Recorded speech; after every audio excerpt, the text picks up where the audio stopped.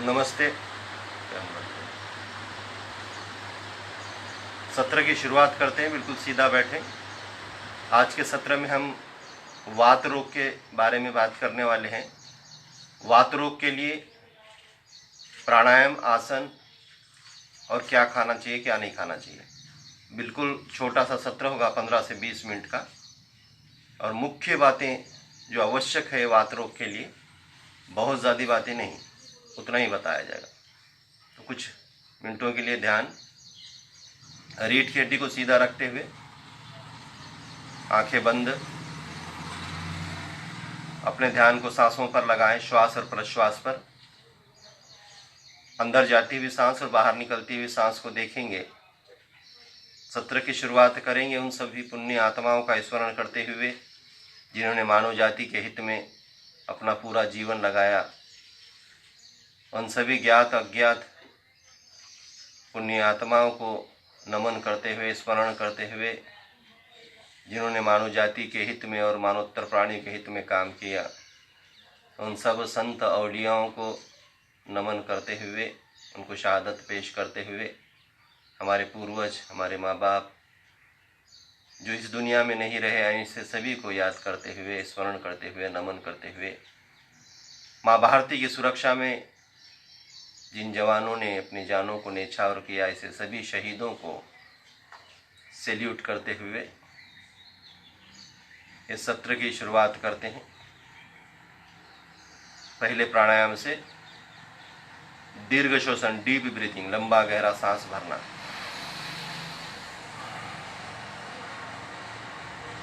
बिल्कुल सीधे बैठकर 3 से 5 मिनट का अभ्यास होगा। भस्त्रिका प्राणायाम।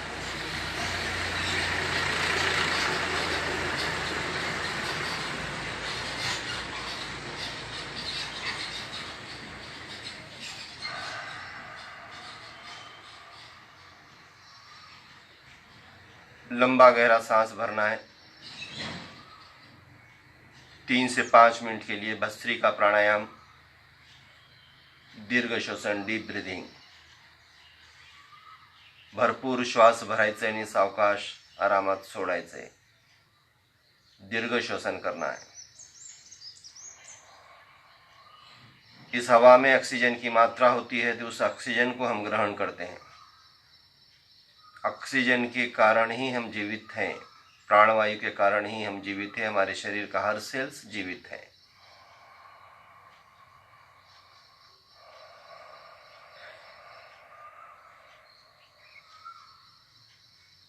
तीन से 5 मिनट पहला प्राणायाम कर लिया जाए। उसके बाद कपालभाति का अभ्यास।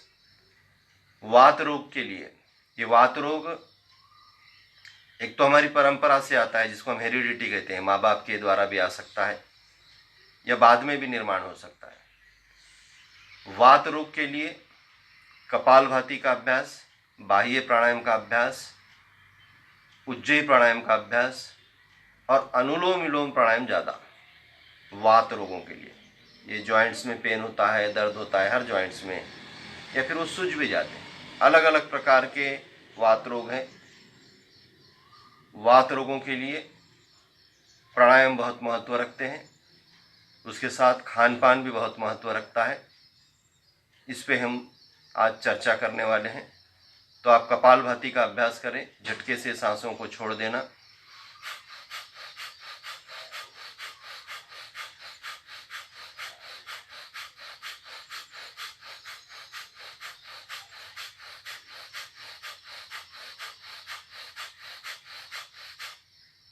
इस कपालभाति को सर्वसाधारण 2,500 से 3,000 बार, जैसे कल शुगर के बारे में बात किए थे, वात रोग भी वीआईपी डिसीजों में जिसकी गणना होती है, 2,500 से 3,000 बार तक कपालभाति का अभ्यास करें वात रोग के लिए।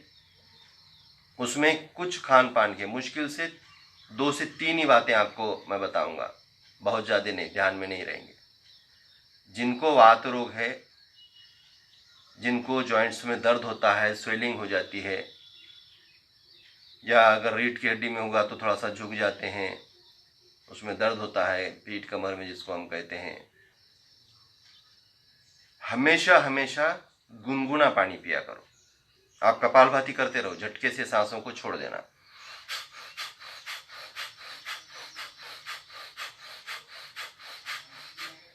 वात रोग वाले व्यक्ति हमेशा गुनगुना गर्म पानी पीना है 24 घंटे। जब भी आप पानी पी रहे गुनगुना गर्म ही पियो। बाकी के लोगों के लिए भी उपयुक्त रहेगा, लेकिन वात रोग नहीं है और आप ठंडा सादा पानी पीना चाहते हो तो पी सकते हो, लेकिन दिन में से 2 से 3 बार हर व्यक्ति गुनगुना पानी पीना चाहिए। गर्म पानी पीने से, गुनगुना पानी पीने से टॉक्सिन्स बाहर निकलते हैं, गंदगी, हमारी शरीर की गंदगी बाहर निकलती है गर्म पानी पीने से। ये एक नियम आपको मैंने बताया, मुश्किल से 3 ही बताएं। प्राणायामों के अभ्यास में कपालभाति की मात्रा ज़्यादा है, उज्जयी प्राणायाम है, अनुलोम विलोम प्राणायाम। करिए आप कपालभाति।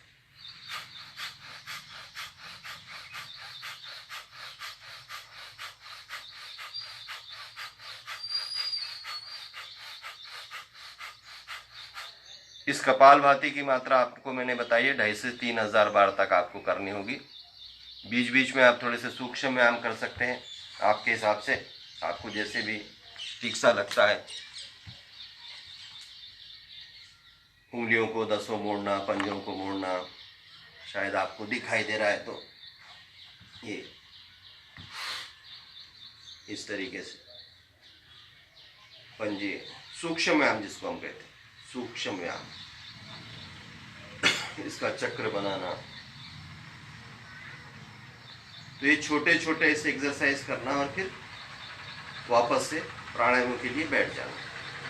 प्राणायाम आप जैसे कि सिद्धासन या फिर इस वज्रासन में भी आप बैठ सकते हैं। अगर आपके घुटनों में इस समय तकलीफ नहीं है तो ये वज्रासन में भी आप बैठ सकते हैं।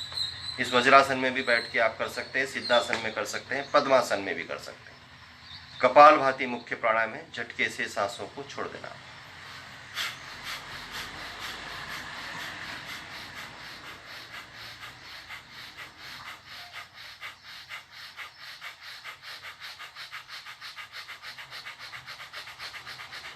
तेज गति से भी कर सकते हैं। सर्वसाधारण 1 मिनट में 50 से 60 बार हो। कमजोर लोग 30 से 40 बार भी कर सकते हैं। जो मजबूत लोग हैं ऐसे लोग 60, 70, 80 बार तक भी उसकी स्पीड को बढ़ा सकते हैं। अपनी अपनी क्षमता के अनुसार करो कपालभाति। उसके बाद का प्राणायाम बाह्य प्राणायाम, पूरी सांस को छोड़कर पेट को अंदर पकड़ना।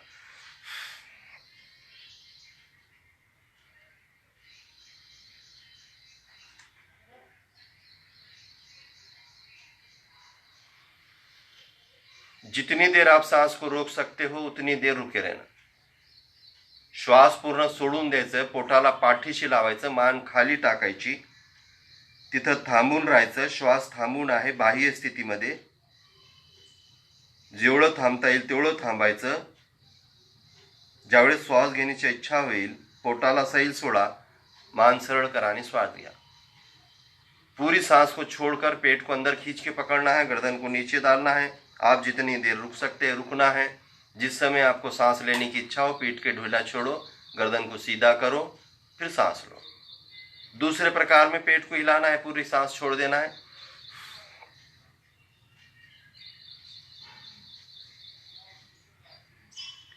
पूरी सांस छोड़कर पेट को आगे बाहर फेंके, अंदर खींचे, बाहर फेंके, अंदर खींचे, भाते की तरह। ये बाह्य प्राणायाम के 2 प्रकार, इसको भी 5-7 मिनट आप कर लें। कपालभाति बाह्य प्राणायाम, उज्जयी प्राणायाम शरीर में उष्णता पैदा करने के लिए घर्षण युक्त श्वास भरें। कुछ सेकंड के लिए अगर रोक सकते हैं तो आप सांस को रोकें। उसके बाद छोड़ते समय राइट नोस्ट्रल यानी गर्मी की नाकपुड़ी को बंद करें और बाएं से छोड़ें। उज्जयी प्राणायाम। जो लोग नहीं रोक सकते हैं सांस को, जो बंद नहीं लगा सकते हैं, बहुत ज़्यादा हाई बीपी है, ऐसे कम बंद लगाएं, या नहीं भी लगाते हैं तो चलता है, सीधा डायरेक्ट राइट नोस्ट्रल्स को बंद करके लेफ्ट से छोड़ना है। उज्जयी प्राणायाम, घर्षण युक्त श्वास भरायचं।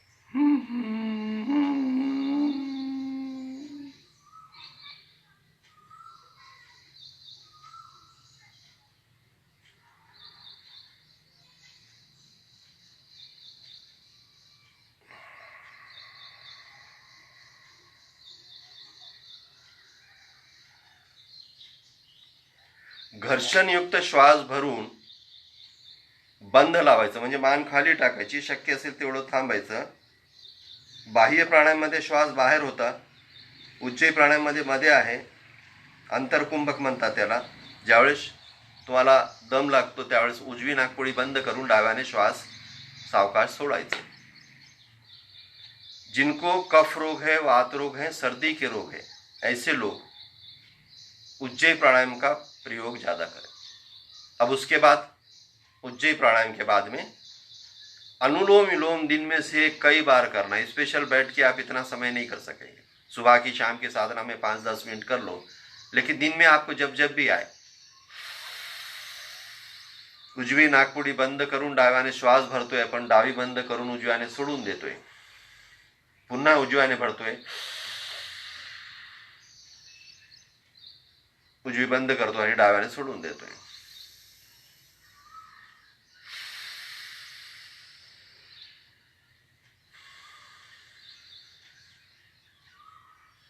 अनुलोम विलोम हमारे नस नाड़ियों को, अंदर की स्वेलिंग को नष्ट करता है. वात रोग में जो अंदर से सूजन आ जाती है उसको कम करने में मदद करेगा अनुलोम विलोम प्राणायाम. तो ये रहा प्राणायामों का अभ्यास. आसनों के लिए आपको जो उचित लगे वो सभी आसन कर सकते हैं. खाने में कुछ नियम जरूरी है. वात रोग वाले हफ्ते में एक बार, कम से कम एक बार उपवास करना चाहिए, रोज़ा रखना चाहिए, जिससे वो रोज़े की, वो उपवास की उष्णता, गर्मी जो शरीर में पैदा होती है उससे हमारे रोग जलने में मदद होती है. तो आप दिन भर भूखे रहेंगे और दिन भर सिर्फ गुनगुना या गर्म पानी पिएंगे. कितने घंटे कर सकते हैं आप तय करो. 10 घंटे, 12 घंटे, 15 घंटे, 20 घंटे, 24 घंटे. आज रहा तो दूसरे दिन ही छोड़ा. उपवास छोड़ते समय कोई भी एक ही चीज़ खाओ. हो सकता है तो नरम मूंग की दाल की खिचड़ी खाओ, थोड़ा सा उसमें घी डाल लो, बाकी कुछ मत लो. या आपको लगता है कि इससे मेरा पेट नहीं भरेगा, फिर जवारी की रोटी है, जवारी की रोटी ही खाओ, चावल मत साथ में खाओ. गेहूं की खाते तो गेहूं के ही 2 फुलके खाओ. जिस समय उपवास छोड़ रहे हो उस समय खट्टा या तेज न रहे, सपक लो. और हो सकता है तो जनरली मूंग की दाल की नरम खिचड़ी जिसमें घी डाल के आपको खाना है. हफ्ते में एक बार जरूर करें, इससे आपके अंदर की टॉक्सिन्स निकलने में मदद मिलेगी. उपवास हफ्ते में आपके शरीर की मशीन एक दिन बंद रखो, लॉकडाउन, जिससे आपका रोग निकलने में बहुत जल्दी मदद मिलेगी. उपवास थेरेपी. उपवास में आपको कुछ खाना नहीं है, सिर्फ पानी पीना है, वो भी गर्म पानी पीना है. जिसको लगता है कि मैं बहुत कमज़ोर हूँ, दिन भर पानी पर नहीं रह सकता हूँ मैं, 2, 4, 5, 6 घंटे से शुरुआत करो कि सुबह से उठकर पानी पीना शुरू करो. आप रूटीन में जो 10-11 बजे खाते हो, 10-11 बजे मत खाओ, 12, 1, 2, 3 जितना देर हो सकती है उतनी देर में खाओ. फिर धीमे धीमे समय बढ़ाओ. फिर ऐसे लगो कि भी दिन भर सुबह से उठ के शाम तक पानी पीते रहो. 3-4 बजे सूरज ढलने से पहले आपको खाना है. सभी वात रोगियों के लिए सूरज ढलने से पहले आपको खाना है. वो आपका 4 बजे का समय हो सकता है, 5 बजे का हो सकता है, 6 बजे का हो सकता है. आप तय कर लीजिए. सूरज ढलने के बाद आप कोई भी चीज़ नहीं खाएंगे. खट्टे जो चीज़ें होती है, खट्टी चीज़ें, उसका उपयोग बहुत कम करें. जिनको वात रोग हो चुका है, आंबट ज्या पण असतील तुम्हाला आंबटाची सवय आहे ती कमी करा आणि सोडून द्या. आवश्यक आहे.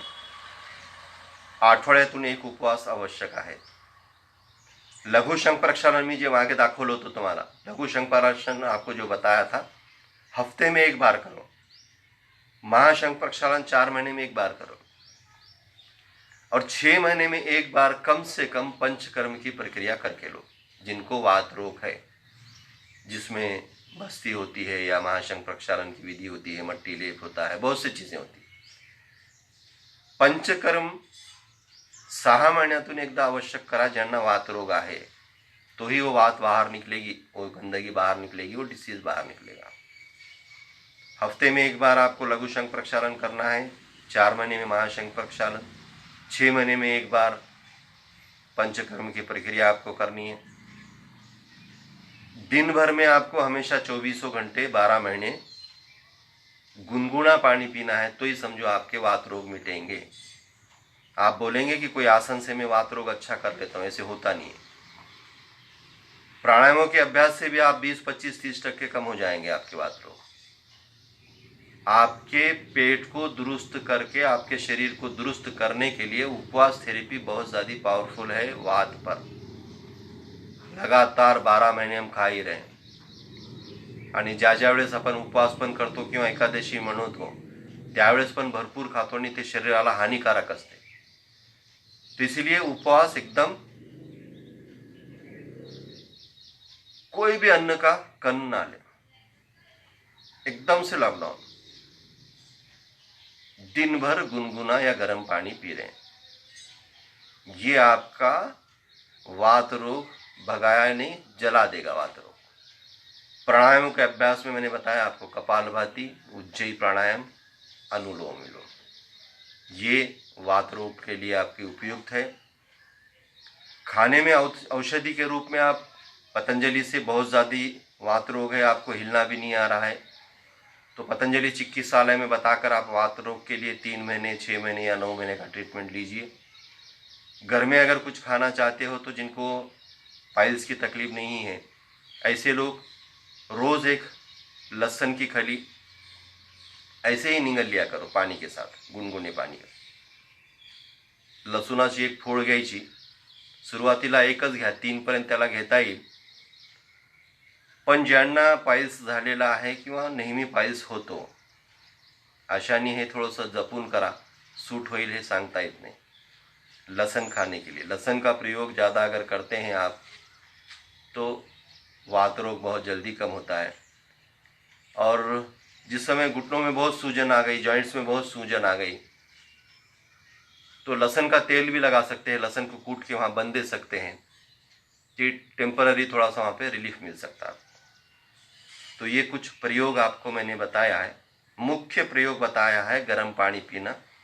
एक चीज़ है आपके लिए, हमेशा गर्म पानी पीना, आदत बना लो ठंडे पानी की। फ्रिज का पानी तो आपके लिए जहर है, समझ लो। धुपकाले में समर में अगर घड़े में का ठंडा पानी पीते हैं तो चल जाएगा, किंतु वात रोग अगर 100% मिटाना है तो गुनगुना पानी ही आपको पीना पड़ेगा, गर्म पानी। वात रोग 100% मिट जाने के बाद आप फिर सादा पानी पीजिए। तो जब तक आपके शरीर में वात रोग है तब तक आप एक नियम गर्म पानी पिए। दूसरा नियम, हफ्ते में एक बार भूखे रहें, जरूरी है। तीसरा नियम, 6 महीने में एक बार जरूर पंचकर्म करिए। ये तीनों चीज़ों को अगर अपनाते हैं और उसके साथ ये प्राणायामों का अभ्यास करते हैं तो 100% क्यूरेबल है वात रोग। एलोपैथिक में वात रोग क्यूरेबल नहीं है। एलोपैथी ये मानती है कि एक बार हो गया तो समाप्त नहीं होगा। तो फिर आपको तय करना है कि ये 3 बातें मैं कर सकता हूँ तो आप अच्छे हो सकते हो जिनको वात रोग है, और ये 3 बातें आप नहीं कर सकते हो तो फिर वात रोग के साथ जिए। दुख के साथ भी जीने का अपने आप को आदत डाल लीजिए। रोते मत रहिए कि ये दर्द दे रहा है, ये दर्द दे रहा है, ये बीमारी है, वो बीमारी है, वो बीमारी है।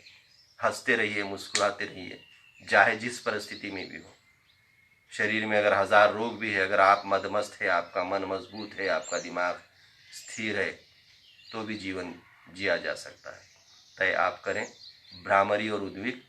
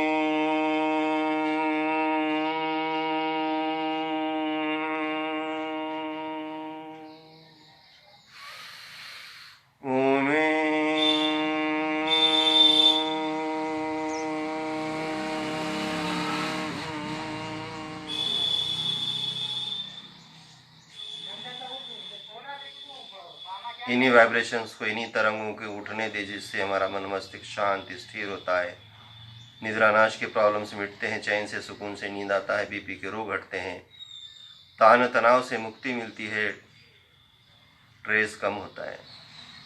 इन्हीं तरंगों में, इन्हीं कंपनों में डूब जाओ, खो जाओ। संकल्प करें आज एक दिन का, शाम तक का, सोने से पहले तक का, कि मैं सकारात्मक और पॉजिटिव रहूं,